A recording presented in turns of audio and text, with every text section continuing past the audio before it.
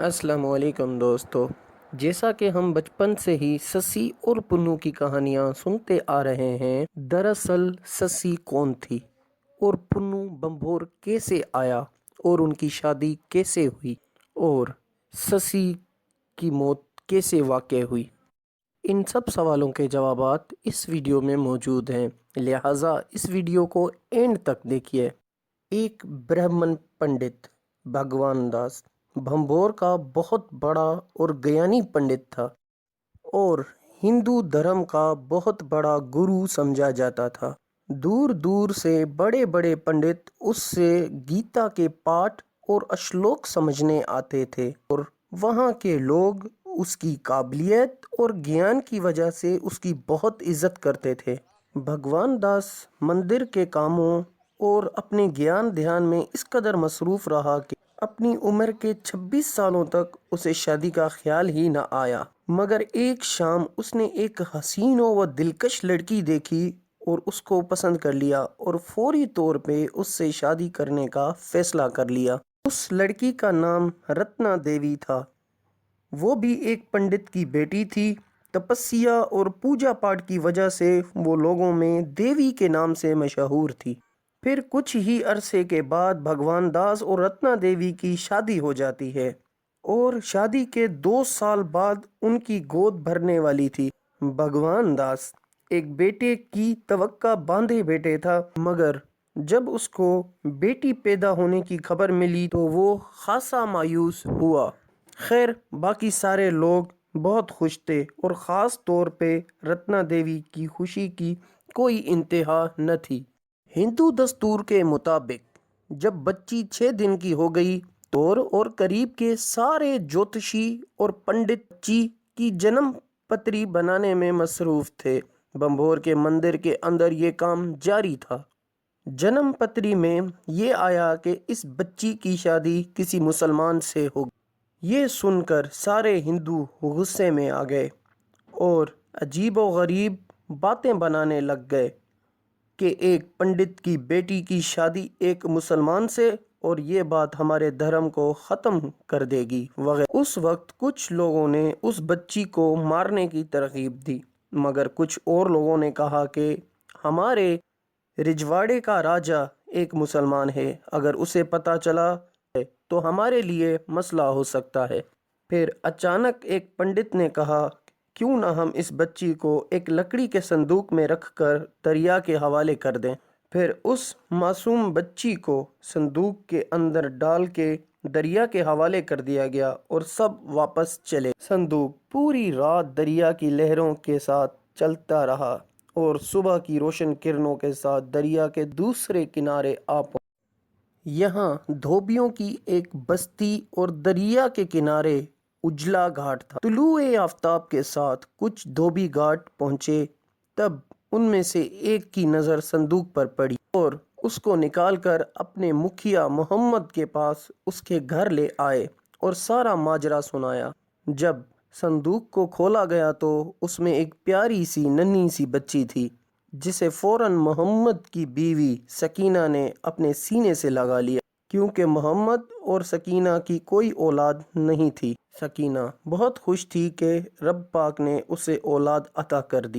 وقت اپنی رفتار سے بڑھ رہا تھا اور دیکھتے دیکھتے 16 برس بیت گئے اور وہ ننھی سی بچی 16 برس کی ایک حسین و جمیل شوخ و چنچل حسینہ بن چکی تھی اور اس کا نام سسی محمد کی بیوی سکینہ نے رکھا تھا۔ جب وہ صندوق سے ملی، اس کے حسن کے چرچے چاروں سو پھیل چکے تھے۔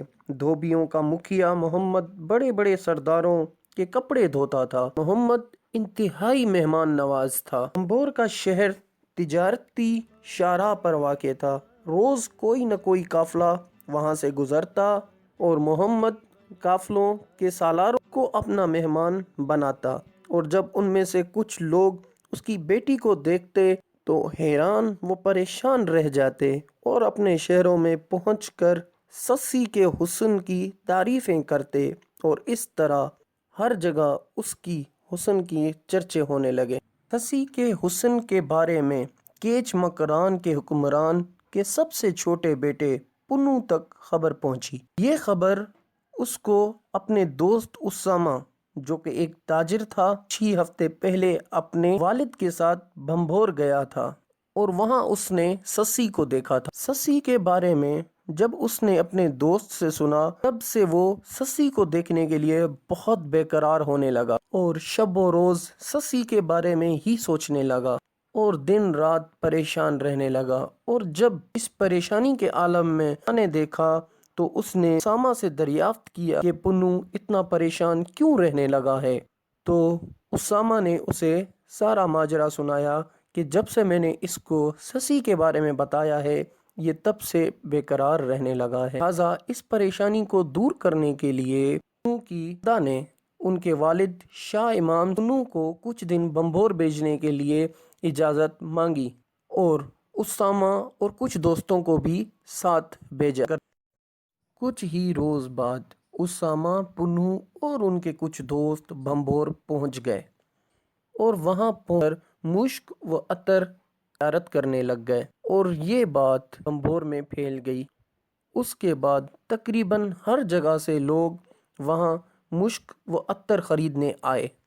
ان لوگوں میں سے ایک سسی کی دوست بچائی بھی تھی۔ جب اس نے پنو کو دیکھا تب اس نے جا کر سسی پنو کے بارے میں بتایا کہ 4 نوجوان آئے ہیں لیکن ان میں سے ایک جو بالکل شہزادہ لگتا ہے اور اس کا نام پنو ہے، اس لیے وہ اگلے ہی روز اپنی دوست بچائی کے ساتھ مشک لینے وہاں پہنچ گئیں۔ جب پنو نے سسی کو دیکھا تو وہ سمجھ گیا کہ یہی وہ لڑکی ہے جس کی تعریف اس کے دوست اسامہ نے کی تھی۔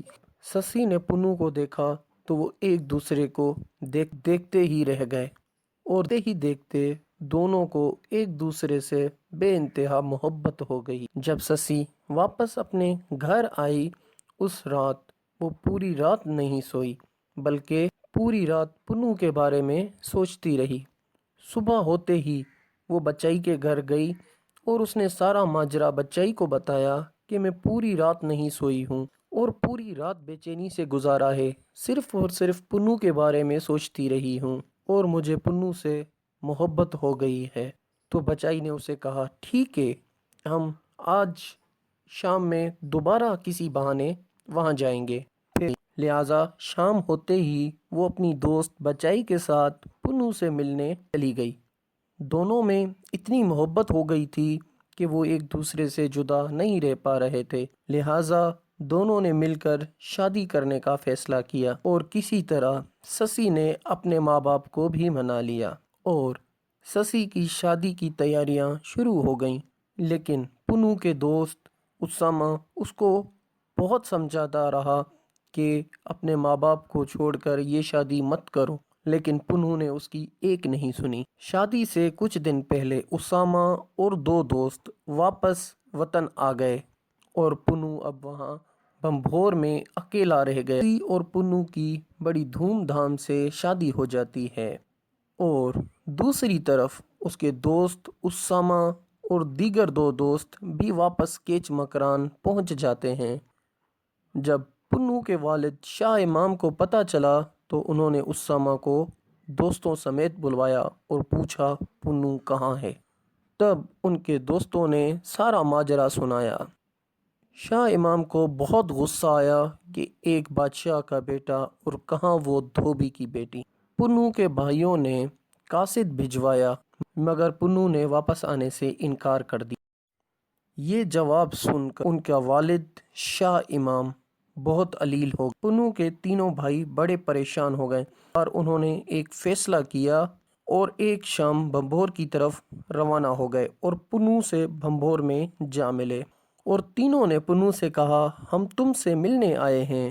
اگلے روز گاؤں والوں نے مل کر پنو کے بھائیوں کے لیے ایک محفل کا انتظام کیا جس میں پنو کو پلان کے مطابق خوب شراب پلائی گئی اور وہ بے ہوش ہو گیا۔ رات کے اندھیرے میں وہاں سے نکال کیچ مکران کی طرف روانہ ہونے لگ گئے اور جب سسی کو پنو نہ ملا تو پاگل ہو گئی اور روتی رہی۔ بالآخر خاموشی سے اپنے گھر سے نکل کر مکران کی طرف पैदल चलना शुरू कर दिया। शशि को न सिमत का पता था न रास्ते का पता था, बस रोती चलती जा रही थी। बीच रेगिस्तान में एक चरवाहे का घर था। जब शशि ने वो घर देखा तो वो वहां गई, मगर जैसे ही चरवाहे ने शशि को देखा तो वो शशि का हुस्न देखकर हैरान हो गया और उसकी नीयत खराब हो गई। मगर शशि ने अपने रब करीम से दुआ मांगी कि मैं पुन्नू की अमानत हूँ, पाक दामन हूँ, मुझे पाक दामन ही रखो। उसने सच्चे दिल से ये दुआ मांगी तो धरती का सीना शिक हुआ और शशि उसमें समा गई और इस शशि की मौत वाक़ई हो और इस तरह दो प्यार करने वालों को अलग कर दिया गया। दोस्तों, अगर वीडियो पसंद आई है तो प्लीज़ लाइक करें, शेयर करें और इस चैनल को सब्सक्राइब करें।